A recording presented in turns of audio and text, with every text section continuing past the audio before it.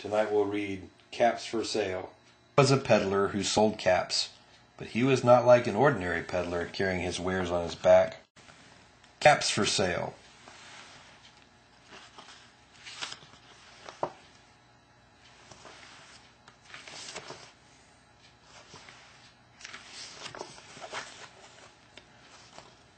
Once there was a peddler who sold caps, but he was not like an ordinary peddler carrying his wares on his back. He carried them on top of his head.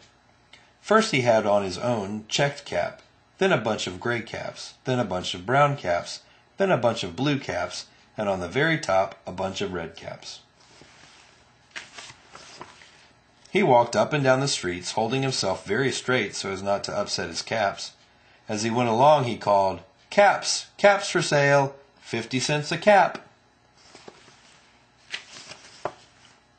One morning he couldn't sell any caps. He walked up the street and he walked down the street, calling, "Caps! Caps for sale! 50 cents a cap!" But nobody wanted any caps that morning. Nobody wanted even a red cap. He began to feel very hungry, but he had no money for lunch. "I think I'll go for a walk in the country," said he, and he walked out of town, slowly, slowly, so as not to upset his caps.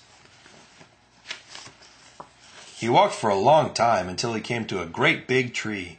"That's a nice place for a rest," thought he, and he sat down very slowly under the tree and leaned back little by little against the tree trunk so as not to disturb the caps on his head.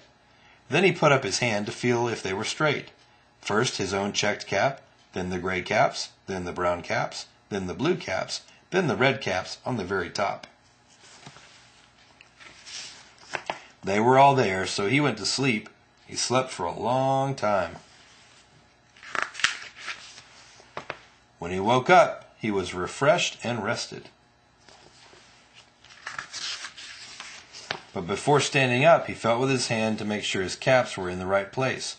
All he felt was his own checked cap. Oh no!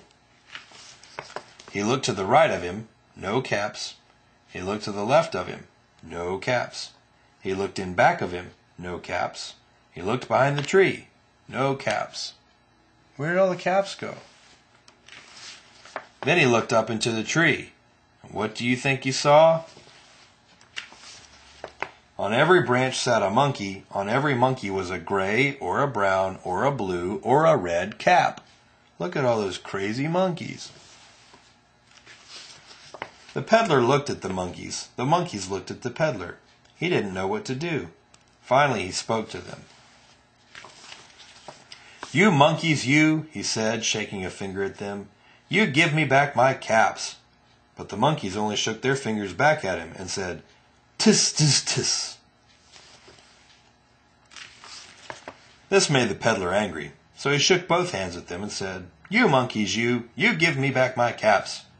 But the monkeys only shook back their hands back at him and said, "Tis, tis, tis." Now he felt quite angry. He stamped his foot and he said, "You monkeys, you better give me back my caps."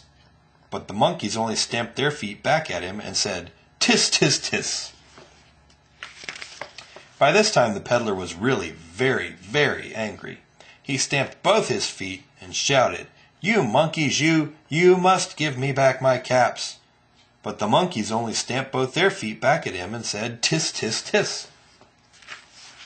At last he became so angry that he pulled off his own cap, threw it on the ground, and began to walk away.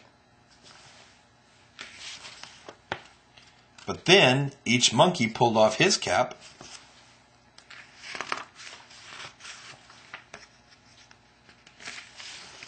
and all the gray caps, and all the brown caps, and all the blue caps, and all the red caps came flying down out of the tree.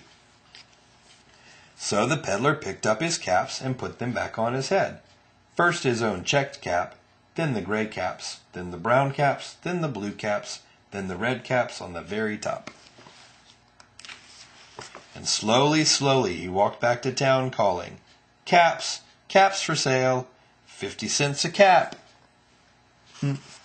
The end.